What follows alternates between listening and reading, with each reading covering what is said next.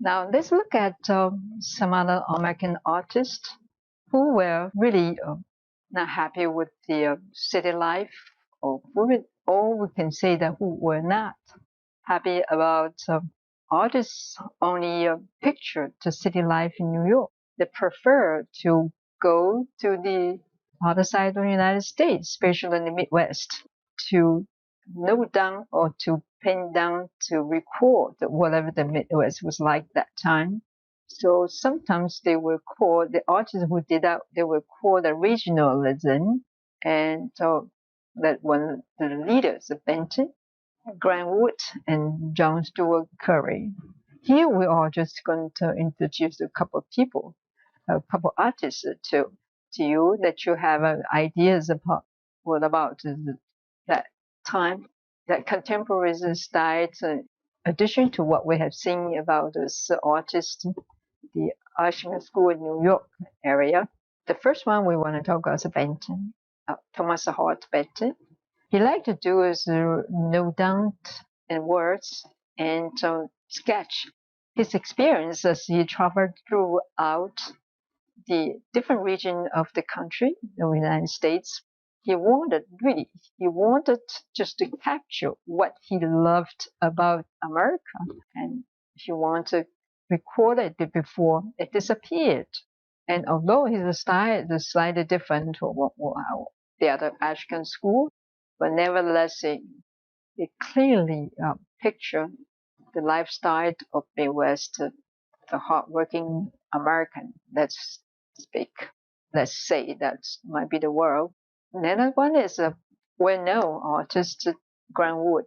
He painted in 1930. He painted in 1930 the American Gothic, which portraying a pitchfork holding a farmer and a younger woman in front of a house.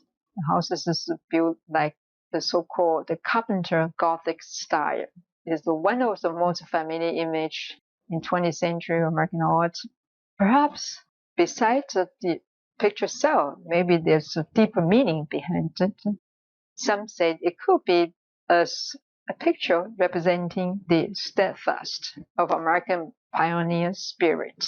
Some said during the 1930s and up to Second World War, or maybe to the Second World War. All those paintings in the United States could be, some of them could be talked about, or maybe catalyzed or characterized as the social reasons. Or and another way is the American scene painting. In the work we just saw, the Grant Wood, we also want to talk about the other artist, Edward Hopper. Now we have seen Grant Wood and Thomas Benton's work. Edward Hopper, he had chance to study art in Europe, and he brought back what he learned in Europe, and he started painting in New York the lifestyle of the New Yorkers, and this is the one he did in 1929. It's showing in a Chinese restaurant, Chop Street, where two ladies were sitting at a table and looking at each other.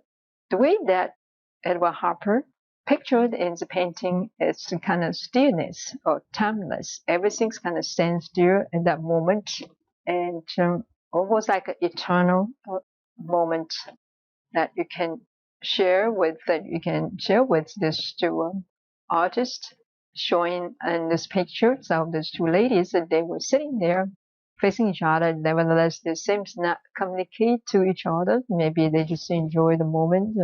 Maybe what the artist trying to do is just explain to us just life at that moment. Another work he did is early Sunday morning. It was done in 1930. It's shown a row of stores closed. Of course, it's on early Sunday mornings. There was no one on the street, and none of the stores were open yet.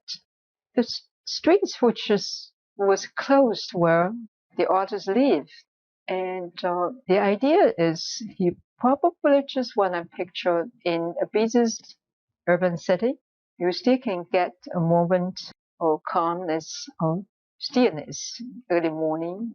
And some people think that could be a signature implying that during the Great Depression, the situation in New York or the economic situation in New York is just like that. It stands still. The picture itself, in showing, we can see the picture emphasizes the many straight lines on the street and the buildings, as well as the vertical lines of the windows. It gives a sense of the length and regularity and the row of these buildings. And we also see the shadows fall across the sidewalk, which is cast by a barber shop's pole and a fire hydrant. The emphasis on the street is emptiness of the street at that time. We often get a strange feeling, a calmness feeling, or quiet feeling from his painting. We also get a sense of loneliness and uneasiness or unsettledness from his painting. Maybe that's what the artist is trying to convey to us. Living in an busy urban city, we as an individual person, although we could be walking on a busy street, but we are still in a lonely island.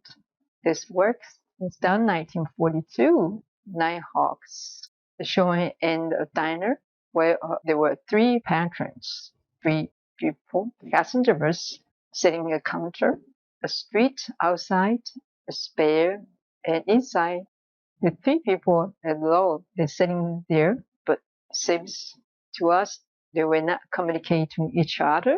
They were all robbed around by themselves or overwhelmed by their own personal thought.